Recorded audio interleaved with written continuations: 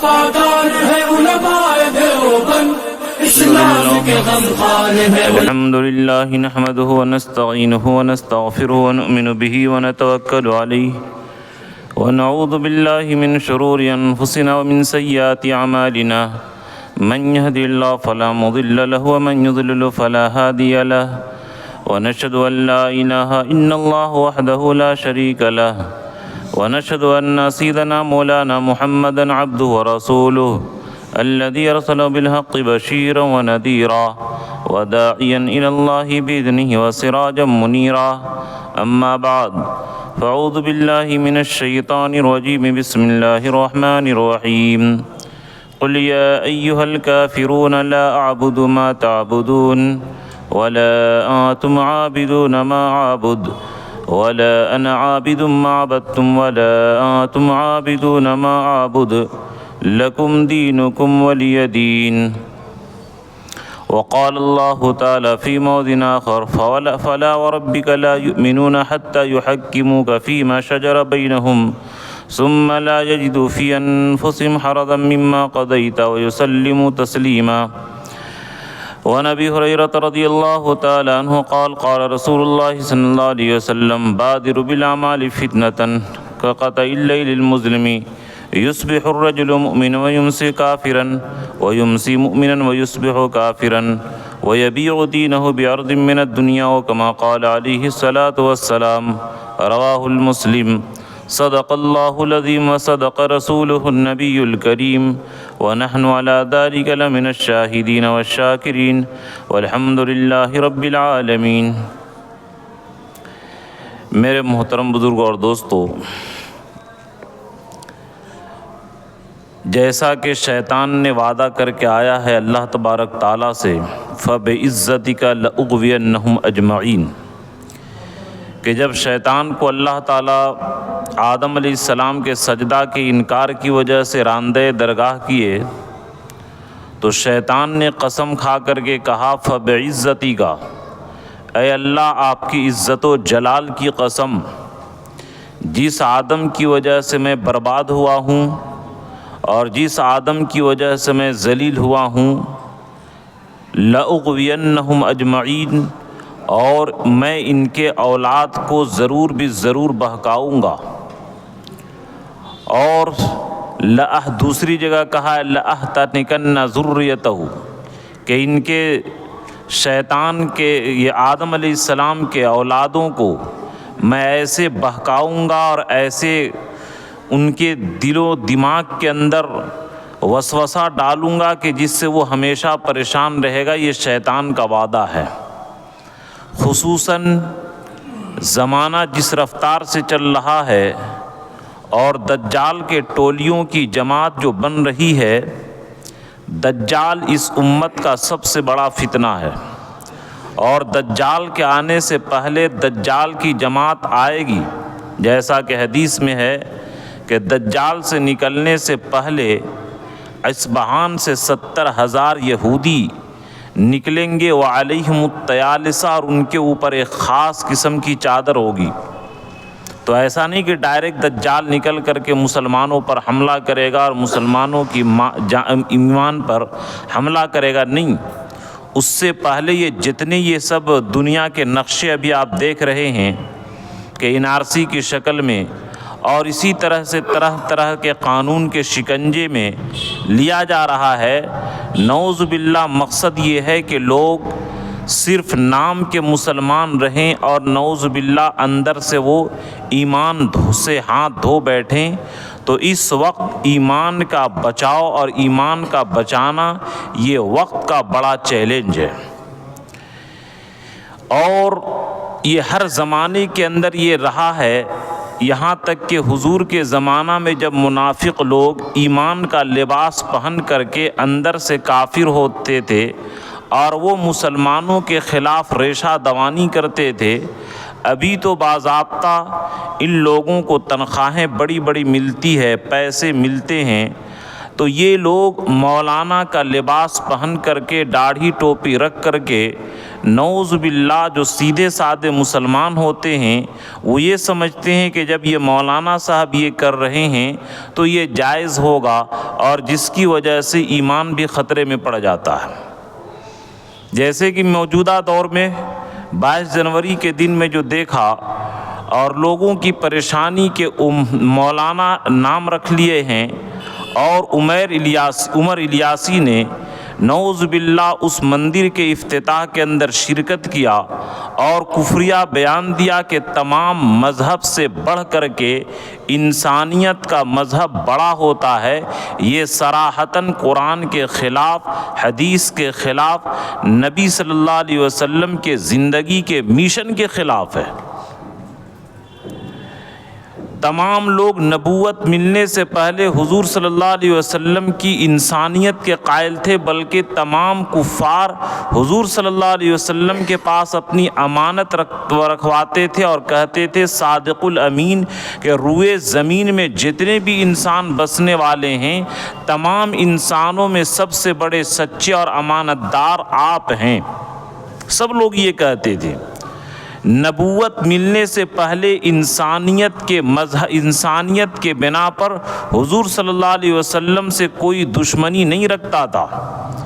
جتنے بھی ابو جہل خاندان والے اور بڑے بڑے سردار جو کیا ہے دشمن بنے حضور صلی اللہ علیہ وسلم کے، وہ جو ہے نبوت کے اعلان کے بعد، اللہ کے دین کے اعلان کے بعد، لا الہ الا اللہ کے اعلان کے بعد، محمد الرسول اللہ کے اعلان کے بعد تمام کفار عرب نبی صلی اللہ علیہ وسلم کے دشمن ہوئے ہیں۔ تو انسانیت اگر سب سے بڑا مذہب ہوتا تو حضور صلی اللہ علیہ وسلم کو کیا ضرورت تھی اتنی قربانی دینے کی، اتنے ٹینشن لینے کی، اور نبی کے خون بہانے کی، صحابہ کی جان یہ شہید کروانے کی کیا ضرورت تھی؟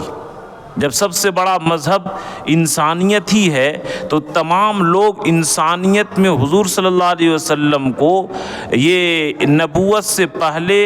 ایک نمبر کے مانتے تھے اور اعلیٰ درجے کے اوپر فائز مانتے تھے کہ ان سے بڑا انسانیت والا کوئی بھی رتبہ میں نہیں ہے۔ لیکن دشمنی جو ہوئی وہ حضور صلی اللہ علیہ وسلم کے نبوت کے بعد، لا الہ الا اللہ محمد الرسول اللہ کے اعلان کے بعد۔ اس لیے میں یہ کہہ رہا ہوں کہ آپ لوگ دھوکہ نہ کھائیں گے اور غمگین بھی نہیں ہوں گے کہ نعوذ باللہ اس طریقے سے مولانا کا لباس پہن کر کے یہودی اور عیسائی لوگ ہمیشہ اسلام کے خلاف کام کرتے تھے۔ چنانچہ کسی اخبار میں پڑھا تھا کہ ایک آدمی گیا تھا غالباً گجرات کا، لندن کے اندر، تو ان کے رشتہ دار نے کہا کہ رمضان آ گیا، کیا آپ اعتکاف کرنا چاہیں گے؟ انہوں نے کہا ہاں میں اعتکاف کرنا چاہوں گا۔ تو انہوں نے رشتہ دار نے کہا کہ چلیے آپ کو ایک مدرسے کے اندر میں اعتکاف کرواتا ہوں۔ چنانچہ ان کو مدرسے کے اندر لے گئے۔ اس مدرسے کے اندر دیکھے کہ قرآن کی پڑھائی، حدیث کی پڑھائی، تفسیر کی پڑھائی، فقہ کی پڑھائی، اور ہر طالب علم کا ہے بالکل سنت کے مطابق ہر وقت مسواک، ہر وقت امامہ، ٹوپی، تسبیح، تلاوت۔ تو یعنی ایسا وہاں پر ماحول تھا کہ وہ جب رمضان گزار کر کے اعتکاف سے واپس آ گئے عید کے بعد، تو ان کے رشتہ دار نے پوچھا کہ آپ نے کیسا محسوس کیا اس مدرسے کو؟ تو انہوں نے کہا کہ اس مدرسے کو تو میں ایسا محسوس کیا کہ ہندوستان کے اندر تو کوئی ایسا مدرسہ ہے ہی نہیں ہے،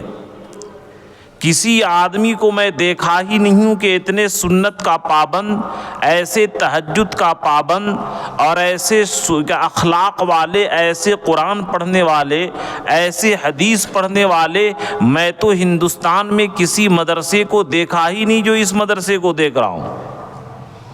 تو ان کے رشتہ دار نے بتایا کہ جناب یہ مسلمانوں کا مدرسہ نہیں ہے بلکہ یہ یہودیوں کا مدرسہ ہے،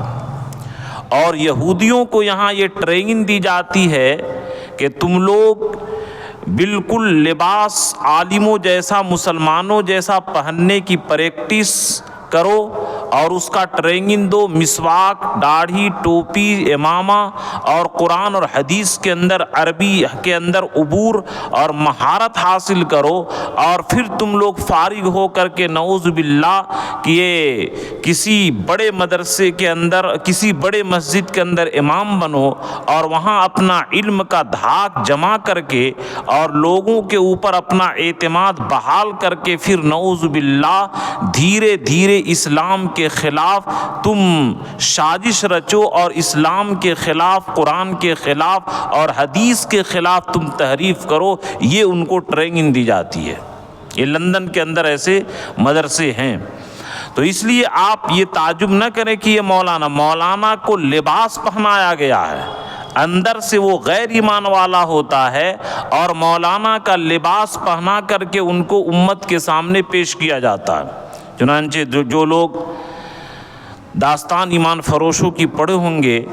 واقعتاً حضرت سلطان صلاح الدین ایوبی رحمۃ اللہ علیہ نے کیا قربانی دی ہے، اور کیا اللہ نے ان کو ہمت دی تھی، کیا اللہ نے ان کو دور اندیشی دی تھی، اور کیا ہی ان کے اندر کمال تھا کہ چنانچہ ان کے زمانے کا واقعہ لکھا ہے کہ ایک مسجد کے اندر پتہ چلا کہ کوئی امام ہے اور وہ جہاد کے خلاف تفسیر جو رائے کرتا ہے، اور جو مطلب ہے آیت کریمہ کے اس کے خلاف وہ تفسیر بیان کرتا ہے۔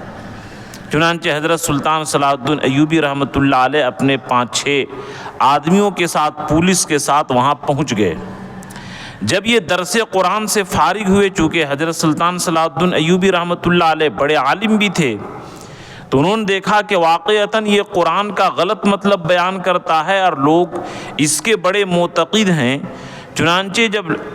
درس قرآن سے فارغ ہو گیا تو یہ سلطان صلاح الدین ایوبی رحمۃ اللہ علیہ اپنی جماعت کے ساتھ گئے اور امام سے ملاقات کی اور ہنسے، اور کوئی وڈ ان کا کوئی کوڈ وڈ ہوتا تھا جو اس بات کی دلالت کرتی تھی کہ ہم سارے لوگ یہودی ہیں اور ان مسلمانوں کو بیوقوف بناتے ہیں۔ چنانچہ انہوں نے کہا کہ آج بارش، یہ بادل ہے، دوسرے نے کہا کہ ہم بارش برسا دیں گے، تیسرے نے کچھ کہا۔ تو چونکہ سلطان صلاح الدین ایوبی رحمۃ اللہ علیہ بڑے کام کرتے تھے، یہودیوں کا کوڈ وڈ معلوم کر لیے تھے۔ پھر امام بھی بولا کہ ہاں یہ کر دیں گے، تو امام سمجھ گیا کہ یہ لوگ بھی یہودی ہیں۔ چنانچہ اندر امام گیا اور اپنی نقلی داڑھی کو الماری پر لگایا اور کتاب دکھایا اور بولا کہ دیکھو ہم اتنے دنوں سے کام کر رہے ہیں ان مسلمانوں کے مسجد کے اندر، اور اس طریقے سے ان کا لباس پہن کر کے ان کو قرآن سے اور حدیث سے غلط مطلب بیان کر کے ان کو دین سے ہٹانے کی ہم کوشش کر رہے ہیں۔ تو سلطان صلاح الدین ایوبی رحمۃ اللہ علیہ اپنا چہرہ اصلی جب دکھائے تو وہ خنجر نکالنے لگا، چنانچہ پولیس نے ان کو پکڑا اور قتل کیا۔ تو یہ کہنے کا مطلب یہ ہے کہ جو آپ یہ یوٹیوب کے اندر ہے اور اسی طرح دور دراز جس سے جان پہچان نہیں ہے، اب لوگ ان کے پیچھے چلتے ہیں زیادہ۔ جس عالم پر آپ کو اعتماد ہو، یہ بہت سارے لوگ آپ کو اس شکل کے اندر نعوذ باللہ دین سے پھیرنے کی کوشش کریں گے۔ یہ کوئی نئی بات نہیں ہے، یہ پرانی ان کی تاریخ ہے اور یہ پرانی دستور ہے ان کی کہ ہم ڈائریکٹ کہیں گے تو یہ لوگ میری بات نہیں مانیں گے، لیکن مسلمانوں کا لباس پہنا کر کے، مولانا کا لیول لگا کر کے ان سے نعوذ باللہ کفریہ اور شرکیہ بات بتائیں تو نعوذ باللہ یہ آدمی ہمارے فیور کے اندر جلدی آ جائے گا۔ اس لیے آدمی انہی لوگوں سے رابطہ رکھے اور انہی لوگوں سے مسائل پوچھے جن سے اعتماد اور جن پر بھروسہ ہو اور جن کے بارے میں آپ کو اعتقاد ہو کہ یہ ٹھیک ٹھاک ہیں، ورنہ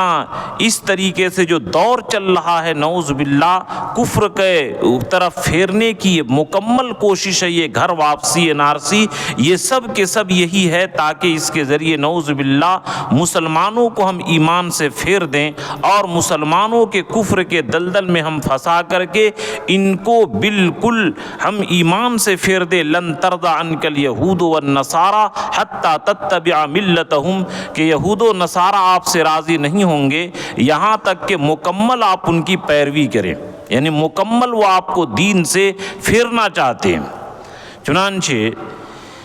میں نے جس صورت کی تلاوت کی اس کے اندر جو اللہ تعالیٰ نے توحید کا پیغام دیا ہے سورہ کافرون کے اندر، اور چنانچہ یہ بہت ہی متبرک صورت ہے۔ نبی اکرم صلی اللہ علیہ وسلم فجر کی سنت میں عام طور پر یہ سورہ قل یا ایھا الکافرون اور قل ھو اللہ احد پڑھا کرتے تھے، اور رات کے وقت بھی یہ چاروں کل پڑھا کرتے تھے۔ بڑی متبرک صورت ہے۔ واقعہ کا شان نزول یہ بیان کیا جاتا ہے کہ ایک دن ولید ابن مغیرہ اور اسی طریقے سے عاص ابن وائل اور اسود، یہ تین بڑے بڑے کافر حضور صلی اللہ علیہ وسلم کے پاس آئے، اور یہ لوگ آ کر کے بولا کہ اے نبی، اے محمد، آپ کے درمیان اور ہمارے درمیان جھگڑا بہت ہو رہا ہے، اور ہم لوگ آپس میں بٹتے جا رہے ہیں۔ اس عرب قوم کے اندر جو اتحاد تھا، اتحاد مٹتا جا رہا ہے۔ ایسا کرے کہ ہم لوگ کسی بات پر صلح کر لیں تاکہ ہم دونوں میں لڑائی نہ ہو۔ وہ صلح یہ ہے کہ 1 سال ہم آپ کے اللہ کی عبادت کریں گے، اور دوسرے سال 1 سال آپ میرے ان معبودوں کی، لات کی، عزا کی، حبل کی، آپ نعوذ باللہ عبادت کریں۔ تو اس طریقے سے ہم جو عبادت کریں گے ایک دوسرے کا تو آپس میں اتحاد ہو جائے گا، لڑائی جھگڑا ختم ہو جائے گی۔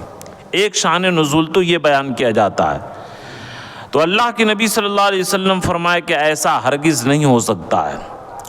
تو دوسرا انہوں نے پیشکش یہ کیا کہ چلیے ٹھیک ہے، عبادت نہیں کریں گے، اس خانہ کعبہ کے اندر جو بت رکھا ہوا ہے، آپ اپنی عبادت اللہ کی کریں، لیکن کم سے کم اتنا کریں کہ ان بتوں کے اوپر ہاتھ پھیر دیا کریں۔ اللہ کے نبی صلی اللہ علیہ وسلم فرمائے یہ بھی نہیں ہو سکتا ہے۔ تیسری پیشکش ان لوگوں نے یہ کیا کہ چلیے ٹھیک ہے، آپ عبادت بھی مت کیجیے، ہاتھ بھی مت لگائیے، لیکن آپ جو ہمارے معبودوں کو برا بھلا کہتے ہیں، قرآن کریم کے اندر ان بتوں کی برائی سے بالکل قرآن پر ہے، آپ صرف اتنا کیجیے کہ میرے ان بتوں کی برائی مت بیان کیا کیجیے، ان کی توہین مت کیا کیجیے۔ اللہ کے نبی فرمائے کہ یہ بھی نہیں ہو سکتا ہے۔ تو یہ جو لوگوں کو کیا ہے، دماغ خراب ہے اور علم ہے یا نہیں، جن کو کیا ہے نام وہ لے کر کے اور اس طریقے سے مسجد کے کیا ہے مالا بدھا منہوں سے لے کر فتاوی شامی تک تمام فتاوی کی کتاب میں لکھا ہے، جیسا کہ ایک بار پہلے بھی میں بیان کر چکا ہوں کہ غیروں کی مجلس میں جہاں شرک اور کفر ہو، جہاں شرک اور کفر کی عبادت کی بات ہو، اس مجلس میں شرک کرنا یہ ایمان کے لیے خطرہ ہے۔ وہاں پر کیا ہے پوجا ہونے کی تیاری تھی، اور اس مجلس کے اندر یہ زرق اور برق لباس پہن کر کے گیا اور کہا کہ ہندوستان ایک کامیابی کے اور ایک ترقی کے راہ گامزن کر رہا ہے، جبکہ کورٹ نے یہ فیصلہ دیا کہ یہ مسجد توڑ کر کے مندر بنائی جا رہی ہے، یہ مسلمانوں پر ظلم ہوا ہے۔ اور اس نے کیسے کہہ دیا کہ یہ نعوذ باللہ شرک کی بات یہ دیش کے لیے اور ملک کے لیے ترقی کی بات ہے۔ نعوذ باللہ اس طریقے کے لوگوں کے بیان سے آپ متاثر نہ ہوں، اسی لیے میں نے اس صورت کا انتخاب کیا کہ اس صورت کے اندر جو پیغام ہے کہ اللہ تبارک تعالیٰ نے یہ آیت نازل کی کہ تینوں پیشکش کو اللہ کے رسول ٹھکرا دیے کہ ایسا نہیں ہو سکتا ہے، بلکہ انہوں نے پیشکش یہ بھی کی اے محمد آپ میرے معبودوں کو برا بھلا نہ کہیں، جتنا مال چاہیے لے لیجئے، جتنی دولت چاہیے لے لیجئے، جس عہدے کے طلبگار ہیں اس عہدے کے اوپر ہم لوگ بیٹھا دیں گے۔ اگر کسی حسین لڑکی کی تلاش ہے، عرب کی سب سے حسین لڑکی سے شادی کر دیں گے، لیکن میرے معبودوں کی برائی مت کیجئے۔ تو اللہ تعالیٰ نے یہ آیت نازل کی، قل اے نبی کہہ دیجئے کہ تم جو مجھے لالچ دے رہے ہو، یا ایھا الکافرون اے غیر ایمان والو سنو، لا اعبد ما تعبدون، کہ جس معبود کی تم عبادت کرتے ہو میں اس کی عبادت نہیں کروں گا، میں اس کی عبادت نہیں کرتا ہوں۔ دیکھیے ایک بات یہ یاد رکھیے مسئلے کے اعتبار سے کہ غیر مسلمین بھی اس زمانے کے کفار بھی اللہ کو مانتے تھے، جس کو قرآن نے بیان کیا ہے وَلَئِن سَأَلْتَهُم مَّنْ خَلَقَ السَّمَاوَاتِ وَالْأَرْضِ لَيَقُولُنَّ اللَّهُ، کہ اگر ان سے پوچھیں گے کہ آسمان اور زمین کو کس نے پیدا کیا، وہ لوگ کہیں گے کہ اللہ نے پیدا کیا۔ ان کا معمول تھا کہ اگر دریا کے بھنور میں پھنس جاتے تو کہتے کہ اے اللہ ہم شرک سے بیزاری کا اظہار کرتے ہیں، اور اے اللہ صرف آپ ہی مدد کرنے والے ہیں، آپ میری مدد کیجئے۔ جب وہ اللہ تعالیٰ دریا سے پار کرا دیتے، کشتی کو پار کرا دیتے، پھر وہ شرک کے اندر مبتلا ہو جاتے۔ تو غیر لوگ اپنے بتوں کو بھی مانتے ہیں اور اللہ کو بھی مانتے ہیں، لیکن ایسی عبادت اللہ تعالیٰ قبول نہیں کرتے ہیں جس میں غیروں کو شریک کیا جائے۔ اب یہ بات صرف انہی لوگوں کے لیے نہیں تھی، بلکہ اس زمانے کے اندر بھی یہ بات ہے کہ نعوذ باللہ ہم کلمہ پڑھے لا الہ الا اللہ محمد الرسول اللہ، ایک اللہ کی گواہی دیتے ہیں، لیکن اگر اس کے باوجود ہم کسی ولی سے اور کسی نبی سے اور کسی مزار سے مدد مانگتے ہیں تو یاد رکھیے کہ جس طرح اللہ کے رسول نے ان لوگوں سے نفرت کا اظہار کیا تھا لا اعبد ما تعبدون، کہ جن کی تم عبادت کرتے ہو میں اس کی عبادت نہیں کرتا ہوں، ولا انتم عابدون ما اعبد، اور جس کی میں عبادت کرتا ہوں تم لوگ نہیں کرتے ہو۔ حالانکہ وہ لوگ اللہ کو مانتے تھے، اللہ کو پکارتے تھے، لیکن قرآن کا اسلوب اور انداز دیکھیے کہ وہ لوگ شرک حنفاء مخلصین لہ الدین، حنفاء جو حنیف کہ تمام شرک کے طریقے سے پاک ہو کر کے ایک اللہ کو پکاریں، اس طریقے سے نہیں پکارتے تھے، تو اللہ نے ان کی عبادت کو ریجیکٹ کر دیا کہ یہ لوگ اللہ کی عبادت نہیں کرتے ہیں، یہ لوگ اللہ کی عبادت کرنے والے نہیں ہیں۔ تو اگر نعوذ باللہ اس زمانے کے اندر کلمہ پڑھنے کے باوجود اگر کسی ولی سے کسی نبی سے مدد مانگے اور عقیدہ رکھے کہ ان کے اندر اولاد دینے کی طاقت ہے، دیکھیے ہم ولیوں کی نبیوں کی سارے لوگوں کی تعظیم کرتے ہیں، لیکن تعظیم ایک الگ ہے اور عبادت الگ ہے۔ عبادت کا معنی ہی ہوتا ہے کہ اپنے جسم کو عاجزی کے ساتھ کسی کے سامنے تعظیم کے ساتھ جھکانا، یہ عبادت کے معنی آتے ہیں۔ معرف القرآن کے اندر حضرت مفتی شفیع صاحب رحمۃ اللہ علیہ نے پوری تفصیل کے ساتھ اس کے اوپر وضاحت کی ہے۔ تو بہرحال اگر چنانچہ مفتی تقی عثمانی صاحب دامت برکاتہم واقعہ لکھتے ہیں کہ ایک علی حجویری رحمۃ اللہ علیہ کے مزار پر ایک مرتبہ گیا، فاتحہ پڑھنے کے لیے لوگ کو دیکھ رہا ہوں کہ سجدہ کر رہے ہیں، تو میرا دل کڑھا۔ میں ایک آدمی کو کہا کہ بندے خدا سجدہ کو صرف تو اللہ کی کیا جاتا ہے، تم کیوں کر رہے ہو؟ تو اس نے کہا نعوذ باللہ جتنا بھی ملا جو کچھ ملا مجھے انہی داتا بخش گنج کی عطا اور بخشش سے ملا ہے، اس لیے میں سجدہ کرتا ہوں۔ تو یاد رکھیے کہ ایسے لوگ اگرچہ دنیا کے اندر ووٹر لسٹ کے اندر مسلمان نام کے شامل ہیں، لیکن آخرت کے اندر یہ لوگ ایمان کے فہرست سے خارج ہوں گے۔ یہ کسی مفتی یا کسی حدیث کی بات نہیں ہے، بلکہ یہ اللہ کے فرمان ہے لا اعبد ما تعبدون ولا انتم عابدون ما اعبد، کہ جس کی میں عبادت کرتا ہوں تم عبادت نہیں کرتے ہو۔ یعنی اللہ کے عبادت کے اندر صرف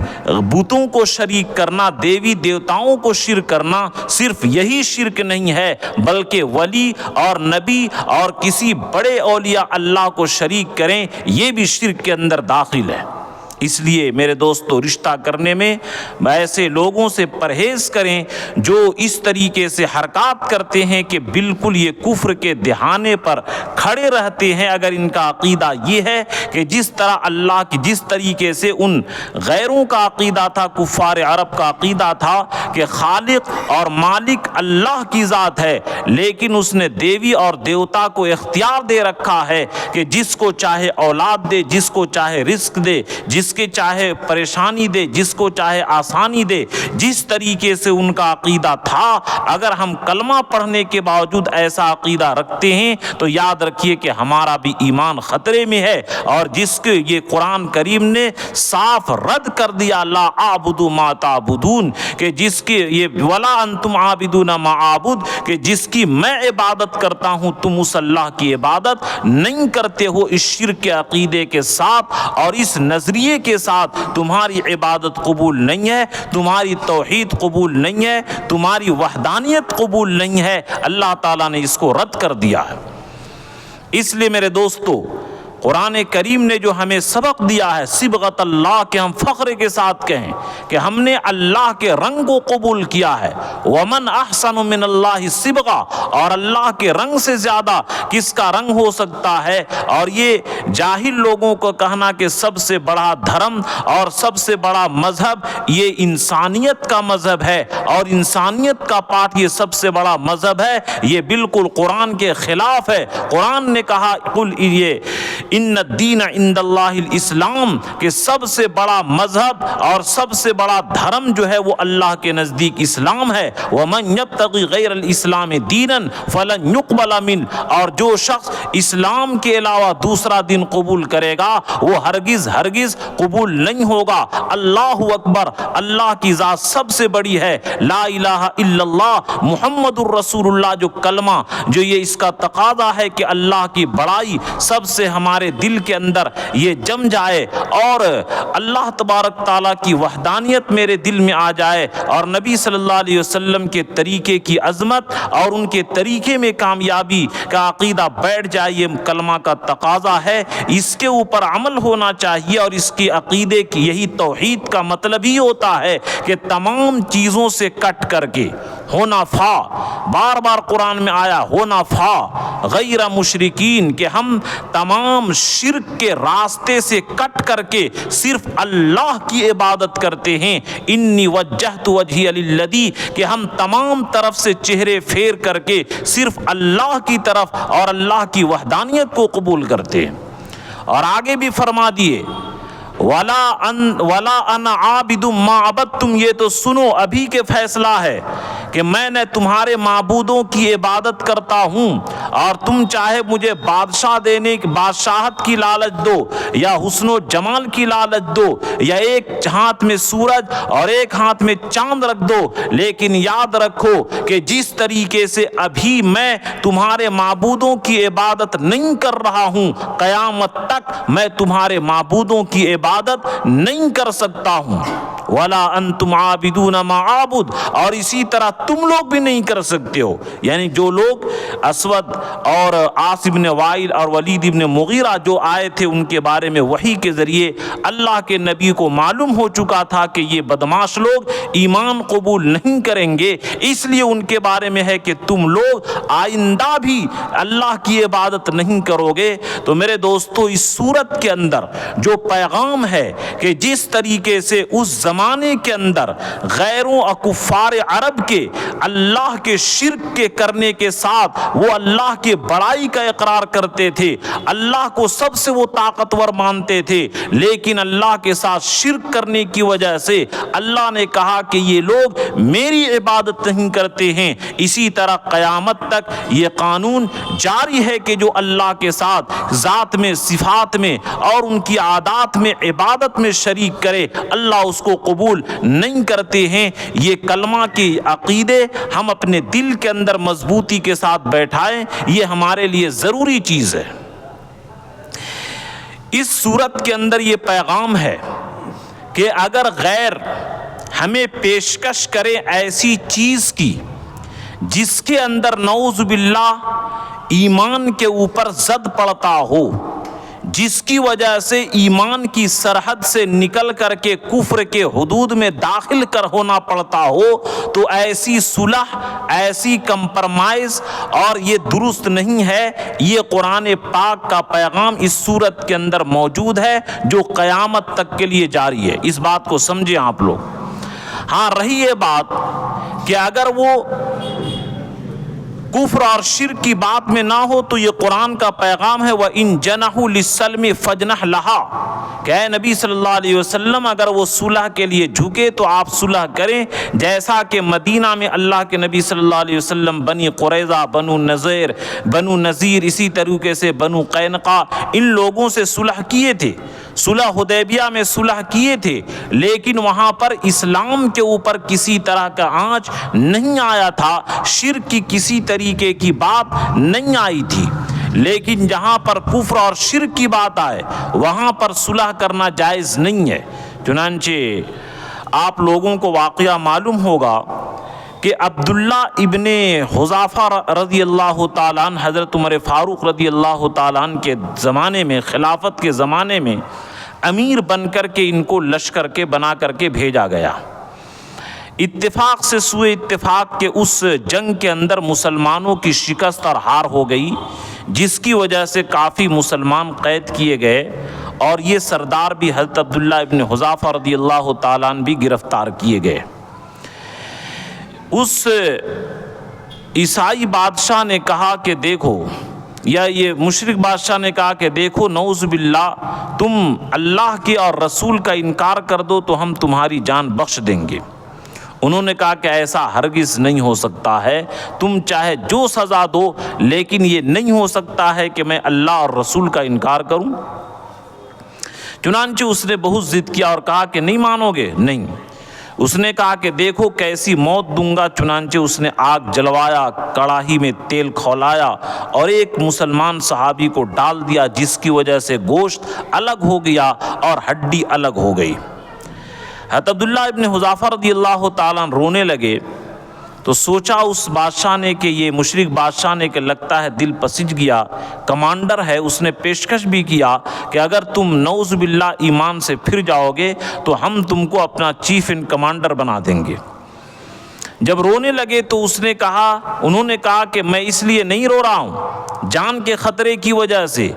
بلکہ میں اس لیے رو رہا ہوں کہ میرے پاس صرف ایک جان ہے اور ایک جان اللہ کے راستے میں قربان کر رہا ہوں۔ کاش کہ میرے پاس 100 جان ہوتی تاکہ اللہ کے راستے میں 100 جان کو میں قربان کرتا۔ یہ عزم اور استقلال اور ہمت دیکھ کر کے اس بادشاہ کے دل کے اندر بڑی غیرت آئی کہ یہ کیسے لوگ ہیں، اس قوم سے ہم کیسے جیت سکتے ہیں کہ جو موت کو سامنے دیکھے، اور جس قوم کو موت سے ایک ذرا ڈر نہ ہو اس قوم سے ہم جیت نہیں سکتے۔ تو بہرحال اس بادشاہ نے کہا کہ چلو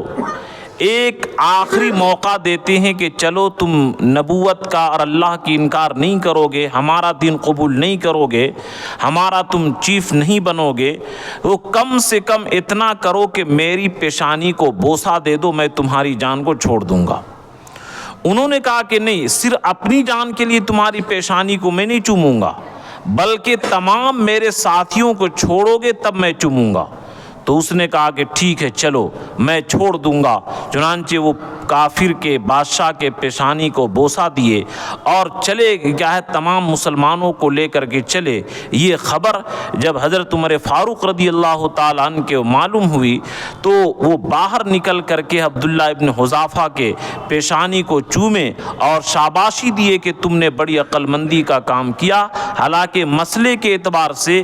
غیر مسلم کے عزت کے ساتھ پیشانی کو چومنا، فاسق اور فاجر کے پیشانی کو چومنا گناہ کی بات ہے، لیکن یہ جان بچانے کی بات آئی تھی، اس لیے شریعت نے اس کی اجازت دے دی کہ اگر جان بچانے کے لیے گناہ کے کام کرنے کی پڑے، جیسے نعوذ باللہ مثال کے طور پر کسی غیر نے آپ کو پکڑ لیا اور کہا کہ تم شراب پیو ورنہ گولی مار دیں گے، تو مسئلے کے اعتبار سے اجازت ہے کہ آپ شراب پی لیں حرام کے ساتھ، جیسا کہ ایک صحابی کو نعوذ باللہ غیروں نے پکڑ کر کے بت کا سجدہ کروایا، وہ صحابی رونے لگے تو ان کے بارے میں آیت نازل ہوئی الا ومن اکرہ وقلبہ مطمئن بالایمان، کہ اگر کسی کو زبردستی کفریہ کام کرایا جائے اور دل کے اندر اطمینان ہو، ایمان ہو، تو اس کا ایمان پر کوئی فرق نہیں پڑتا ہے۔ تو مسئلے کے اعتبار سے اگر جان کی باری آ جائے اور حرام کام کرنا پڑے تو جان بچانے کے خاطر کر سکتے ہیں، لیکن اگر کفر کی بات آئے تو اعلیٰ اور عزیمت اور حوصلے کی بات یہ کہ شہادت قبول کر لے اور وہ غیر کے سامنے شرک کے الفاظ نہ بکے، لیکن اگر دل کے نفرت کے ساتھ ایمان کی کمزوری کی وجہ سے وہ بک بھی لیتا ہے تو انشاءاللہ اس کا ایمان محفوظ رہے گا، یہ قرآن کے فرمان کے مطابق۔ تو بہرحال اصل خلاصہ کہنے کا یہ ہے کہ ہم کسی بھی، یہ جو حدیث میں آیا ہے کہ من صلی صلاتنا واستقبل قبلتنا واکل ذبیحتنا فلہ ذمۃ اللہ و ذمۃ رسولی الی آخر الحدیث، کہ جو آدمی ہماری جیسی نماز پڑھے، ہمارے ذبیحہ کو، جانور کو کھائے اور ہمارے طرف قبلہ کرے تو اللہ اور رسول کی ذمہ داری ہے۔ تو اس کا یہ مطلب نہیں کہ نعوذ باللہ وہ کچھ بھی کفریہ کلمات بکے تو بالکل اس کا ایمان لوہے لاٹ کی طرح بالکل یہ واٹر پروف ہے کہ کفر اس کے اندر داخل ہوگا ہی نہیں، بلکہ اگر کوئی آدمی یہ لاکھ کلمہ اور درود اور سب کچھ کلمہ پڑھتا ہو،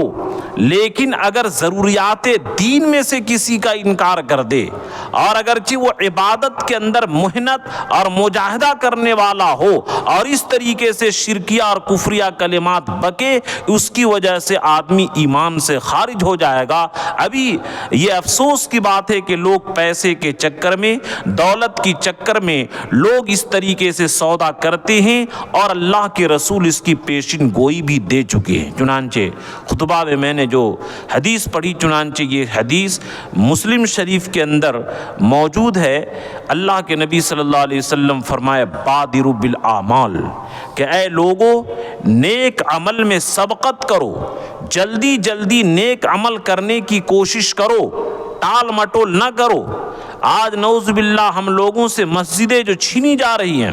اور ہر مسجد کے بارے میں نعوذ باللہ دعویٰ کیا جا رہا ہے کہ یہاں شیو کا لنگ ہے، فلاں ہے اور سارے مسجد کے اندر نعوذ باللہ مورتی ہے۔ یہ غیروں کی ہمت، یہ ان کی بدماشی اور ظلم اور ان کے یہ حکومت کا نشہ ہے جس کی وجہ سے ان کو کچھ سوجھ نہیں رہا ہے۔ ایک ان کا غرور اور ان کا ظلم تو ہے ہی ہے، لیکن مسلمانوں کی اس کے اندر غفلت بھی ہے، جیسا کہ تھانوی رحمۃ اللہ علیہ بار بار یہ جملہ لکھی ہیں کہ مسلمانوں سے جو حکومت یہ ہم لوگوں سے جو چھینی گئی، غفلت کی وجہ سے اور بد انتظامی کی وجہ سے ہم لوگوں سے یہ ملک چھینا گیا ہے۔